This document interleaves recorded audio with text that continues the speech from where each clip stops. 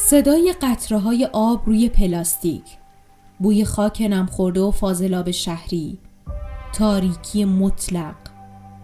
دوستش یه نفر اینجوری با تو تا میکرد. این صحنه یکی از بزرگترین فرارها از زندانهای ایرانه.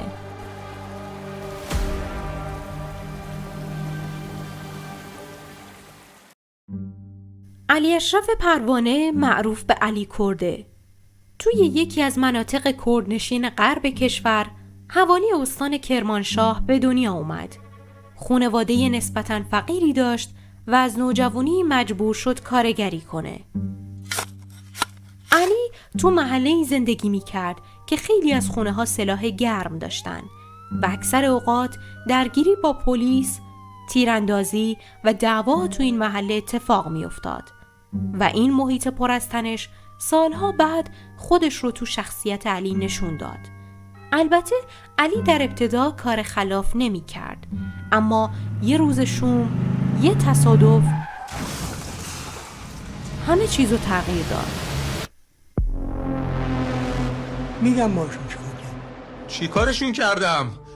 تصادفی که باعث مرگ دو دانش آموز شد، علی رو با وجود فقر مجبور به پرداخت دیه سنگین کرد و پای اونو به دنیای جرم و جنایت توی شهر تهران کشید. سرقت‌های مسلحانه انجام داد و تو سال 1381 بالاخره دستگیر شد.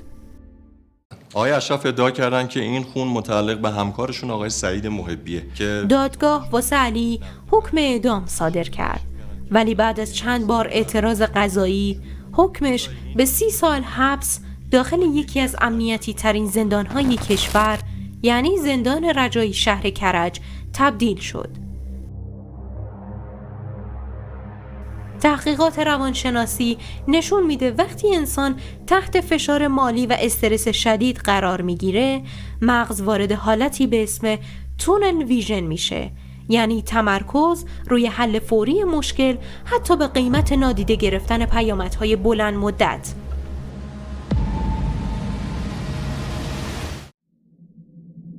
اینجا زندان رجایی شهره که تو منطقه گوهردشت کرج قرار داره، یعنی جایی که دقیقاً کنار خیابونای اصلی شهره و همین باعث میشه سختگیری‌های بیشتری واسه امنیت زندان انجام بشه. دیوارای خارجیش از بتون چند لایه ساخته شدن. نگهبانا توی شیفتای منظم شبانه و روزانه حضور دارن و دوربینا توی نقاط حساس زندان در حال رصد زندانیا هستن. همه اینا فرار رو بیش از پیش سخت‌تر میکنن، اما چیزی که کمتر کسی بهش توجه میکنه تأثیریه که ساختار زندان روی عقل آدم میذاره، طوری که دیگه مغز آدم نمیکشه. سلولا نور کمی دارن، تهویه ضعیفه و زندانیا توی این فضای بسته با فشار ذهنی و جسمی زیادی مواجه هستن، یعنی همون چیزی که طبق تحقیقات روانشناسی باعث کاهش تمرکز، افزایش استرس و تحلیل قوای ذهنی میشه. اما همین فشارا گاهی باعث میشه ذهن انسان به سمت خلق راههای غیر منتظره بره، مثل اونچه که این 3 نفر طراحی کردن. علی اشرف به همراه 2 تا همسلولیش، اردشیر کشاورزفر و محمد صدیق کریمی، تصمیم گرفتن یه نقشه غیر ممکن رو اجرا کنن.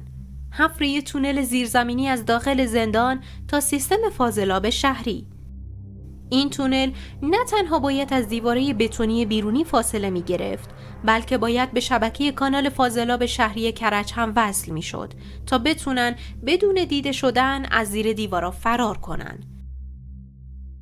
اونا بدون هیچ ابزار مناسبی و فقط با قاشقای ساده به حفاری پرداختن.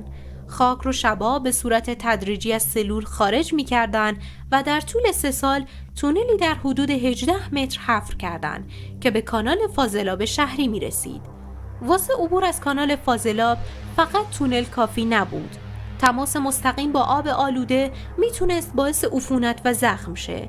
اونا بدون اینکه دانشمند باشن با تکه‌های پلاستیک لباسای یکسره درست کردن.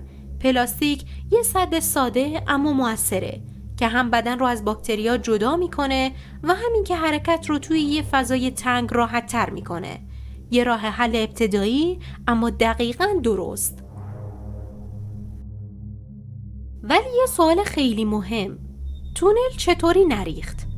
تونل نریخت چون شانس نبود، علم بود. و اینجا 4 دلیل بر اساس علم مهندسی خاک وجود داره. 1. خاک منطقه زندان رسی و فشرده بود، یعنی ذراتش به هم میچسبن و فاصله دار نیستن. 2. تونل خیلی باریک کنده شد، طوری که وزن سقف به دیوارها منتقل میشد و تونل خودش رو نگه می داشت. 3. رطوبت کم خاک مثل چسب طبیعی عمل می کرد، نه اونقدر خشک که ترک بخوره و نه اونقدر خیس که گل بشه. 4. سرعت حفاری آهسته بود. منظورم اینه که اونا حفاری رو آهسته و بدون هیچ لرزشی انجام دادن، چون که ارتعاش هم باعث سر و صدا و هم باعث ناپایداری تونل میتونه بشه. اونا مهندس نبودن، اما دقیقاً مثل یه مهندس رفتار کردن. نهایتاً تو خرداد 1384 شمسی، بعد از نزدیک به 3 سال تلاش شبانه روزی و حفر تونل، زمان فرار رسید. لباسای پلاستیکی رو پوشیدن، وارد تونل شدن و از طریق کانال فاضلاب شهری به بیرون از دیوارای زندان رسیدن.